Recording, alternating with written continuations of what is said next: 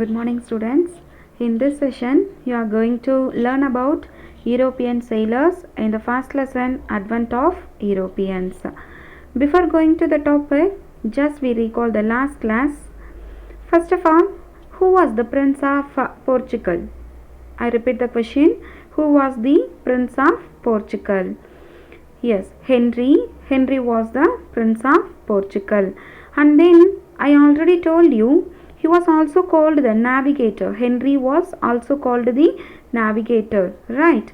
Why Prince Henry is called Henry the navigator?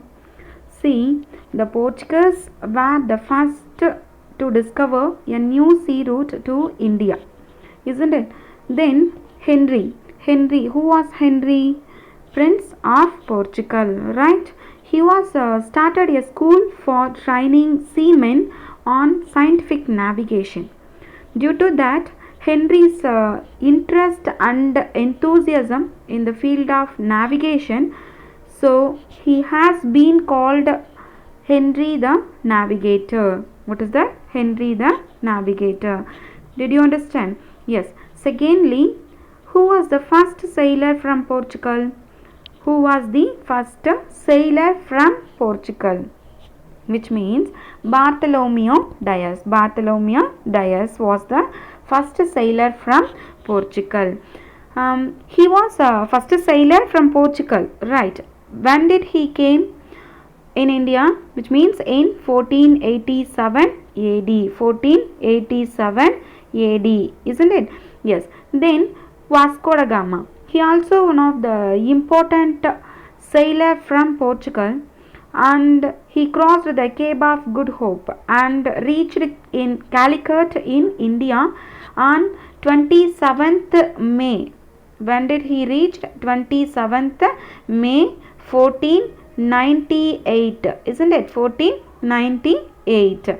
And he was welcomed by King Zamorin of Calicut. King Zamorin of Calicut. And then one more important person from Portugal was Francisco de Almeida. He was the first viceroy of the Portuguese regions in India. And Francisco de Almeida followed on policy. Do you remember that, children? Yes, you are right. That is blue water policy. What is that? Blue water policy, isn't it? Yes. The next important person was the Alfonso de Albuquerque. He was the second viceroy of the Portuguese in India, and he also called real founder of Portuguese power in India, isn't it? Yes. Now we move on today's topic. The topic is the Dutch. What is that? The Dutch. After the decline of the Portuguese power, the Dutch arrived in India. The Dutch people of Holland founded the Dutch East India Company in 1602 and began to trade East India. Isn't it? In 1605, they founded their first factory in Masulipatinam. In 1605, isn't it? Yes, which is in Andhra Pradesh. Masulipatinam is in Andhra Pradesh. Moreover, the Dutch people interested on East Asia. East Asia is also called Spice Islands. What is that? Spice Islands, isn't it? Yes. And then the Dutch company established their trading centers at Sinsura, Nagapatnam, Surat and Masulipatinam. In 1610, they founded one place near Madras, that is Pulicat. What is that? Pulicat. In that place, they built one fort in 1613. Isn't it? At first, Pulicat was their headquarters. Dutch people's headquarters, and it's shifted to Nagapatnam in 1690. When did they shifted? 1690, isn't it? Yes. Then the most important Indian commodities traded by the Dutch were silk, cotton, indigo, paddy and opium. Indigo, paddy and opium, isn't it? Yes. Then the most important factories in India were Dutch people's factories in India were Pulikan, Surat, Sinsura, Kazim Bazar, Patna, Nagapatnam, Balasore and Cochin. Isn't it? Yes. Then diamonds were also exported from the Pulicat, which means Palaverkadu. Did you hear anywhere? Palaverkadu? Yes, that place is also called Pulicat to the western countries. From the Pulicat, the Dutch people exported the diamonds to the western countries, isn't it? And then the Dutch colonial forts and captured regions were Nagapatnam, Punnakayal, Porto Novo, Kadalur and Devanampatnam isn't it? Yes. Meanwhile, the English also sent their merchants to the spice trade to do the spice trade, but the Dutch did not like the British interference over there. So the Dutch people made a plan against the English merchants and killed many of the English merchants at Amboyana in 1623 AD. 1623 AD. This incident came to be known as Amboyana Massacre, isn't it? And it's created hostility in the sense pagai, isn't it? It's created hostility, and also the Dutch defeated by the English people in the Battle of Pedera in 1759. Then the Dutch lost their settlements one by one to the English, and it was completely declined by the year 1795. Completely declined by the year 1795. Yes, the next topic is the British. In 1588, the English, which means the British, defeated the largest warship, Spanish Armada. What is the name of that warship? Spanish Armada. Because of that, British became the powerful naval power of Europe. Then they started to establishing settlements in the eastern countries. So the English East India Company was started, and it was headed by a governor and a court of 24 directors. Governor and 24 directors. Then the company was started by 100 London merchants who received permissions from Queen Elizabeth on 31st December 1600, isn't it? Yes. In 1608, King James first James of England sent Captain William Hawkins. Who's that? William Hawkins to the Jahangir's court for getting permission to establish a factory at Surat, isn't it? But it was refused. The permission was refused because Jahangir was influenced by the Europe. The English commander Thomas Best defeated the Portuguese fleet at a seaport near Surat. Because of that, Emperor Jahangir allowed the establishment of the English trading center at Surat in 1613.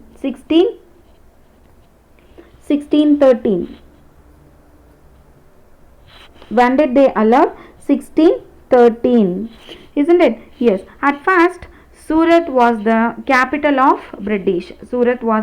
capital, first capital of the British, isn't it? Yes. In 1614, again Portuguese defeated by Nicholas Downton. Nicholas Downton. These all enhance the British people prestige at the Mughal court. British people prestige at the Mughal court.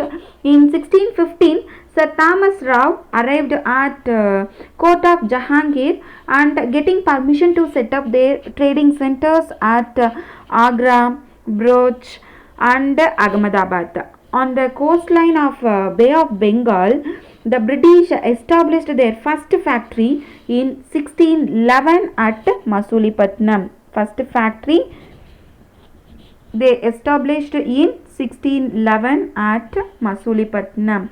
And Masulipatam was an important port of the kingdom of Golconda, isn't it? In 1639, Francis Day. Francis Day bought Madras as a lease from Chennappa Nayakar. He was a ruler of Chandragiri. Chennappa Nayakar was a ruler of Chandragiri. Then the British built its famous factory. It was known as Fort St. George in Madras. Later, it became British headquarters. Then Charles II, the King of England, married Catherine, the daughter of the King of Portugal. Charles II, he was the King of England. He married Catherine, the daughter of the King of Portugal, isn't it? The Charles II got Bombay, a small village, as a part of dowry. In 1668, Charles II gave Bombay on lease to the English East India Company at nominal rent of 10 pounds. In 1690, a factory was established. At Sudanudi. What is the name of that place? Sudanudi, isn't it? Sudanudi. In 1698, English East India Company captured the zamindari power of three villages, that is Sudanudi, Calicut and Govindapur. These three villages grew into the city of Calicut. So, which means Calcutta, isn't it? Which three villages grew into the city of Calicut? Which three villages grew into the city of Calcutta, isn't it? Calcutta, Sudanudi, Calicut and Govindapur, isn't it? Then the British got permission from Aurangzeb and set up a factory at Calcutta. Later, British built a fort and named it Fort William. It is in Calcutta. Then they established factories and developed in the centers of commercial activities. Thus, the English East India Company expanded its influence and control over India till 1858. After it came under the direct administration of the British Crown. Isn't it? Yes. The next topic is the Danish. What is the Danish? Danish means the people of Denmark were known as Danish. People of Denmark were known as Danish, isn't it? On 17th March 1616, the King of Denmark, Christian IV. Who is the King of Denmark? Christian IV issued a charter. Due to that, they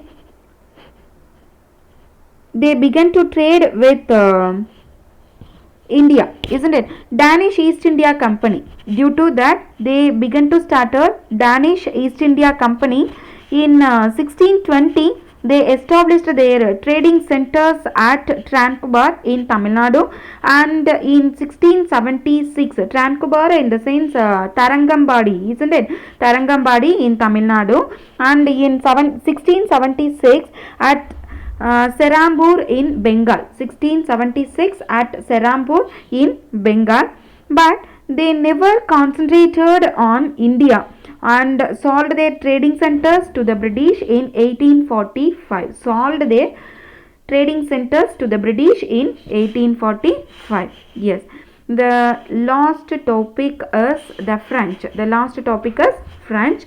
Like the other European countries, France also realized the importance of trading with India. In 1664, the French East India Company was established by Colbert. First of all, Colbert was a minister of Louis XIV.